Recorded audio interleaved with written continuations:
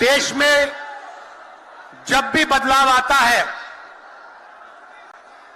वो बिहार में तूफान शुरू होता है।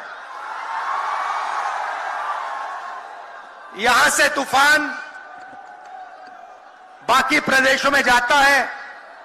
ये बिहार जो है देश की राजनीति का नर्व सेंटर है, यहां से ही शुरुआत होती है। आज देश में विचारधारा की लड़ाई है। एक तरफ नफरत, हिंसा, अहंकार और दूसरी तरफ मोहब्बत, भाईचारा और एक दूसरे की इज्जत। जैसे मैंने यात्रा में कहा, अगर आप गठबंधन को समझना चाहते हो, एक लाइन में समझा जा सकता है, नफरत के बाजार में मोहब्बत की दुकान खोलते हैं हम।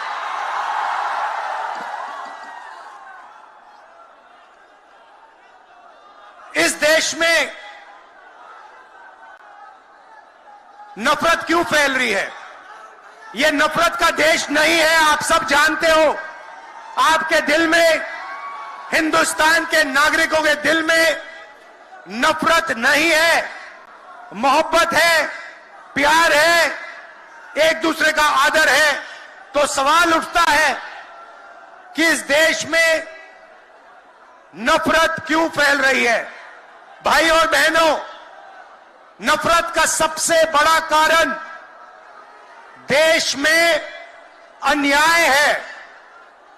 अन्याय, युवाओं के खिलाफ अन्याय, आप सबके खिलाफ अन्याय, किसानों के खिलाफ अन्याय, सामाजिक अन्याय, आर्थिक अन्याय।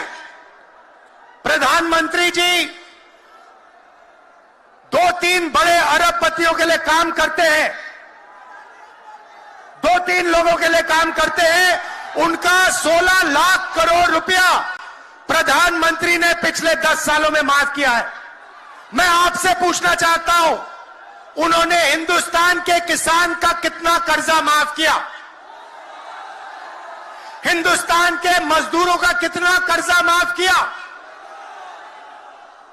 इसीलिए देश में नफरत फैल रही है। 40 साल से सबसे ज्यादा बेरोजगारी आज हिंदुस्तान में है। क्यों? क्योंकि बीजेपी ने छोटे व्यापारियों को, किसानों को, स्मॉल और मीडियम वाले बिजनेसेस को नष्ट कर दिया है। एक तरफ नोटबंदी की, दूसरी तरफ जीएसटी लागू की। नतीजा यह हुआ, जो लोग इस देश को रोजगार देते हैं, छोटे बिजनेस वाले, स्मॉल और मीडियम बिजनेस वाले, उन सब का काम बंद हो गया। जहां भी देखो बड़े बड़े उद्योगपतियों की मोनोपोली बन रही है। एक उद्योगपति के हाथ में हिंदुस्तान के सारे पोर्ट, एयरपोर्ट, इंफ्रास्ट्रक्चर, डिफेंस की इंडस्ट्री, सारी की सारी नरेंद्र मोदी जी ने एक उद्योगपति को पकड़ा दी। आप लोगों के लिए इस देश में कुछ नहीं बचा है। मैं आपसे सवाल पूछना चाहता हूं, इस देश में पिछड़ी जात के कितने लोग हैं? कितनी आबादी है पिछड़ी जात की? 50%। 50%। दलितों की कितनी आबादी है? 15%। आदिवासियों की कितनी आबादी है? 8%। कितनी बनती है भाई? कितनी होती है? 73% अब देखिए 73% में से हिंदुस्तान की सबसे बड़ी कंपनियों में उनकी मालिकों की लिस्ट निकालिए। आपको एक व्यक्ति नहीं मिलेगा 73% वाला। उसके बाद मीडिया के मालिकों की लिस्ट निकालिए, बड़े बड़े इनके जो पत्रकार हैं उनकी लिस्ट निकालिए, आपको 73% में से एक नहीं मिलने वाला है। उसके बाद प्राइवेट अस्पतालों के मालिकों की लिस्ट निकालिए, स्कूल और कॉलेज जो चलाते हैं, private school, private college, private university, उनकी लिस्ट निकालिए, उधर आपको 73% का कोई नहीं मिलेगा। उसके बाद जो हिंदुस्तान को 90 ब्यूरोक्रेट चलाते हैं आईएएस वाले, उनकी लिस्ट निकालिए, उधर आपको 3 पिछड़े वर्ग के लोग मिलेंगे, 3 दलित मिलेंगे और 1 आदिवासी मिलेगा। और अगर हिंदुस्तान की सरकार 100 रुपए खर्च करती है, बजट में अगर 100 रुपए खर्च होते हैं तो 73% की 6% की 6 रुपए की भागीदारी बनती है। तो ये जो 73% है और उसमें अगर आप जोड़ना चाहते हो तो गरीब जनरल कास्ट के लोगों को भी जोड़ लो। इनके लिए इस देश में कोई रास्ता नहीं बचा है। पहले क्या होता था? पहले पब्लिक सेक्टर होता था, उसमें गरीबों को रास्ता मिलता था, नौकरी मिल जाती थी, सरकार में रोजगार मिल जाता था, जैसे बिहार में तेजस्वी जी ने किया, जैसे छत्तीसगढ़ में हमने किया, कर्नाटक में, तेलंगाना में हम कर रहे हैं। मगर नरेंद्र मोदी जी ने ये सारे के सारे रास्ते बंद कर दिए। सेना में आप जाते थे, वहां अग्निवीर लागू कर दिया।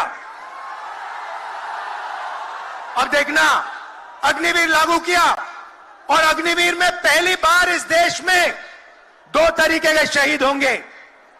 एक शहीद होगा, उसको शहीद का दर्जा मिलेगा, उसे पेंशन मिलेगी, उसे कैंटीन मिलेगी और उसे गांव में, शहर में आदर मिलेगा। दूसरा शहीद होगा, अग्निवीर होगा, वो शहीद होगा, उसे शहीद का दर्जा नहीं मिलेगा, उसको पेंशन नहीं मिलेगी, उसको कैंटीन नहीं मिलेगी और उसको ट्रेनिंग भी सही नहीं मिलेगी। एक तरफ चाइना के सैनिक, पाकिस्तान के सैनिक सालों की ट्रेनिंग लेते हैं और हमारे युवाओं को नरेंद्र मोदी 6 महीने की ट्रेनिंग देने के बाद उनके सामने खड़े करने की कोशिश कर रहा है। नतीजा आप जानते हो। मैं ज्यादा नहीं बोलना चाहता हूं क्योंकि लालू जी को बोलना है। ये देखो, लालू जी को बोलना है, मगर मैं सिर्फ ये कहना चाहता हूं, बीजेपी के लोगों को गलतफहमी में नहीं होना चाहिए। हम लोग बीजेपी से, आरएसएस से नहीं डरते। हमें कोई फर्क नहीं पड़ता। हम देश के लिए लड़ते हैं, हम देश के लिए मरने के लिए तैयार हैं और हम बीजेपी को, आरएसएस को यहां से हटा के इंडिया की सरकार बनाकर दिखाएंगे। आप सबका दिल से बहुत बहुत धन्यवाद। नमस्कार, जय हिंद।